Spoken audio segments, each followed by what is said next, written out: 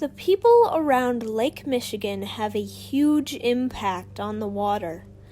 From throwing trash in the water to leaving our beaches filled with pollutants, there are many ways people have this effect.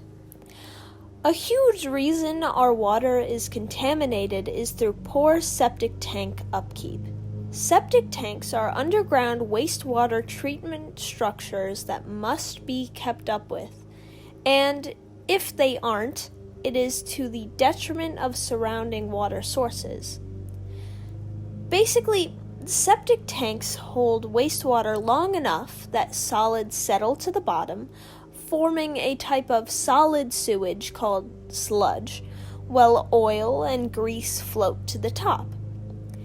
Septic tanks release waste into your yard through something called a drain field. Drain fields can get clogged when people flush things that are not supposed to be flushed. When these clogs happen, wastewater and sludge is often released into nearby water sources, this being Lake Michigan in the case of the people surrounding.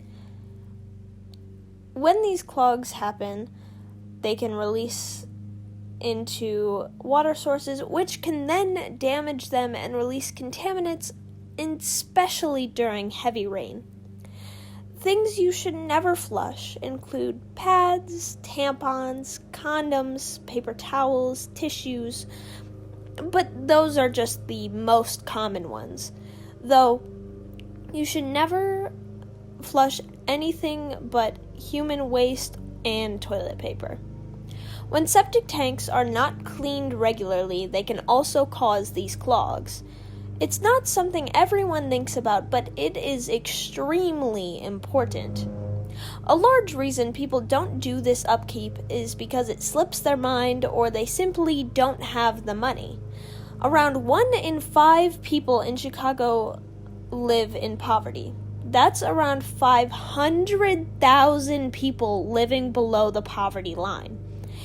Even people who are just above the poverty line and own a septic tank might not be able to pay for these expensive cleanings. That would be around $400 to $1,000 every 1 to 3 years. Even people who don't have septic tanks can cause damage to water treatment plants and the city's sewer systems by flushing things that can't be flushed. Some of the waste released can expose the water to disgusting diseases.